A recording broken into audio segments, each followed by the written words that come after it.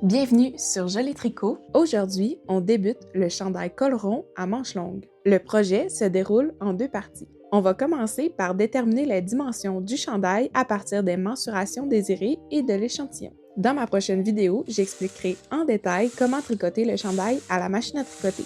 Je vous montre comment calculer l'échantillon avec votre jauge pour être en mesure d'atteindre les mesures que vous désirez. J'ai fait une taille 5 ans.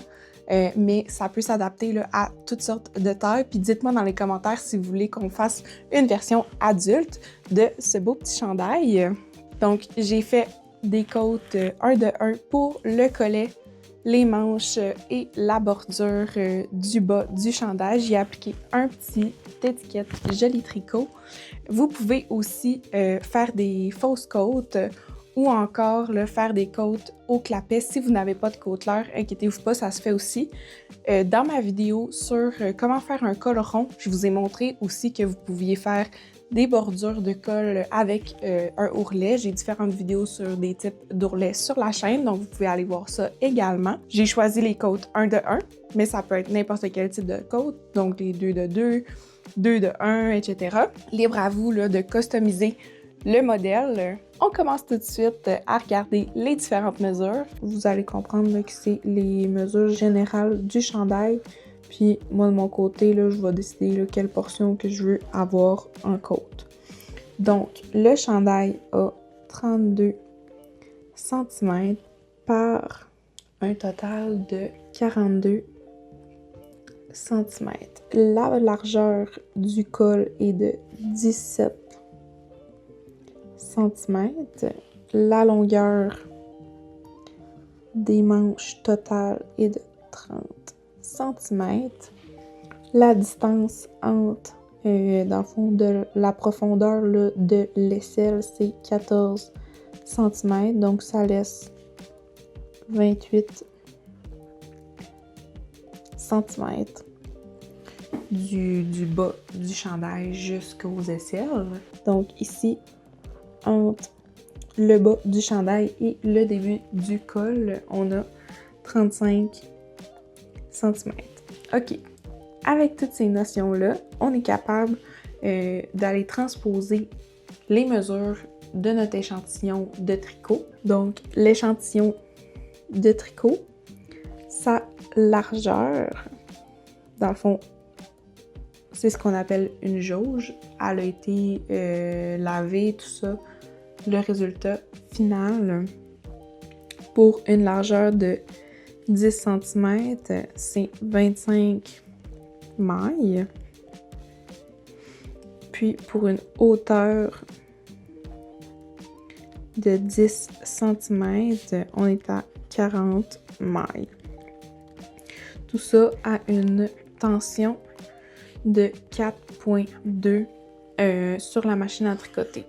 Mon fil acrylique standard, je pense que c'est 2,24 si je dis pas de bêtises.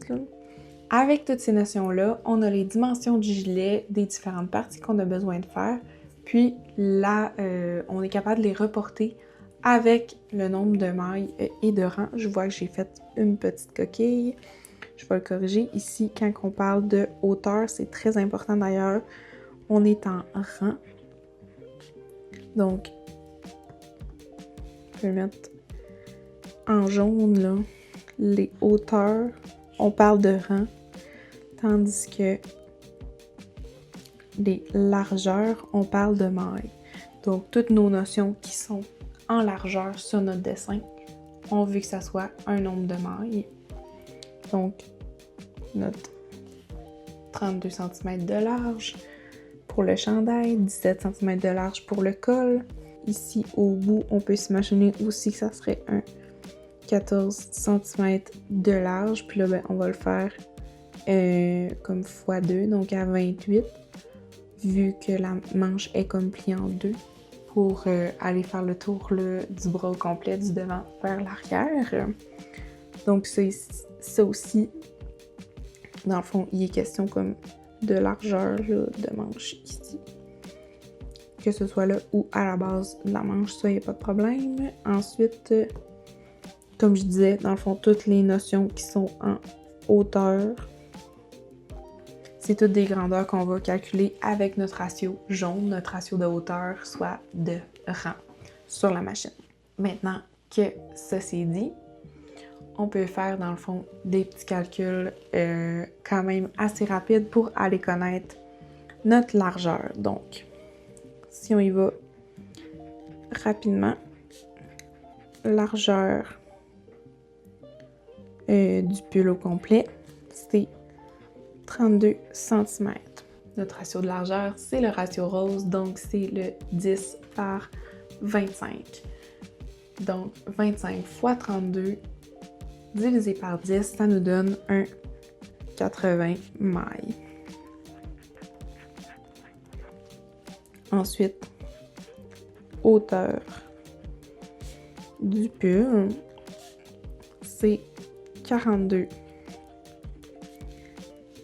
cm. Donc, on utilise notre ratio 10 par 40. Donc, 40 rangs fois 42 cm divisé par 10 cm, ça nous donne 168 rangs. Pour les aisselles, on veut se rendre à 28 cm. Donc, 40 rangs fois 28 cm divisé par 10, ça nous donne 112 rangs. Je vais mettre hauteur. Je vais écrire début du col. On est à 35 cm. Ce qui donne 40 fois 35 divisé par 10, ça donne 140 rangs.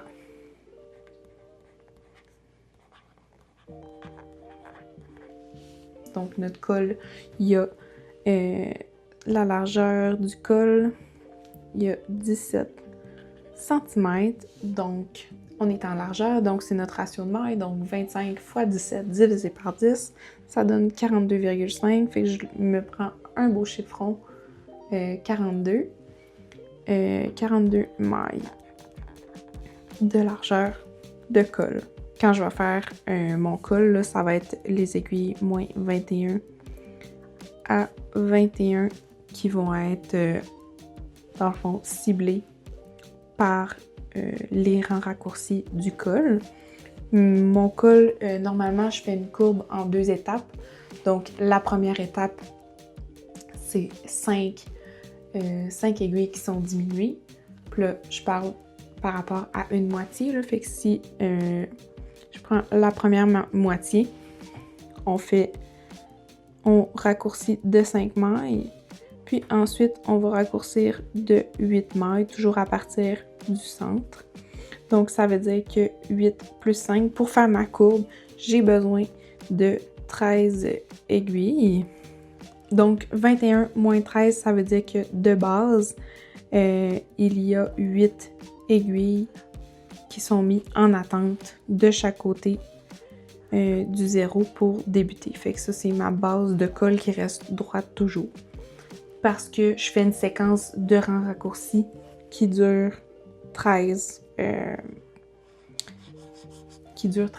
aiguilles, 13 mailles de large. Puis ça, c'est pas mal le standard là, de base dans les différents manuels brodeurs qu'on voit. La longueur des manches, on cherche un nombre de rangs vu que c'est une longueur. On a dit que nos manches c'était 30 cm. Donc 40 rangs fois 30 cm divisé par 10, ça nous donne un total de 120 rangs pour les manches. Maintenant, les manches, ils vont être raccrochés entre le panneau de dos et le panneau de devant. De chaque panneau, il va avoir, dans le fond, une marque d'aisselle sur la couture de côté du chandail. Cette marque d'aisselle-là est à 112 rangs de chaque côté. Donc, pour savoir la largeur, on a dit qu'on avait 14 cm là, qui restait en hauteur, dans le fond, ici. 14 cm. Fait que c'est à partir de ces mailles-là qu'on va raccrocher entre les deux marques de 14 cm. Donc, c'est un total de 28 cm de largeur de manche. Donc, 28 cm de largeur, ça veut dire qu'on est sur notre ratio de mailles. Donc, 25 mailles fois 28 cm divisé par 10 cm, ça nous donne 70 mailles de largeur de manche. Donc, qu'est-ce que ça veut dire au niveau de la construction de notre chandail, toutes ces grandeurs-là qu'on vient de voir? Ça veut dire que le panneau de dos, il y a des côtes ici, mais on va y revenir.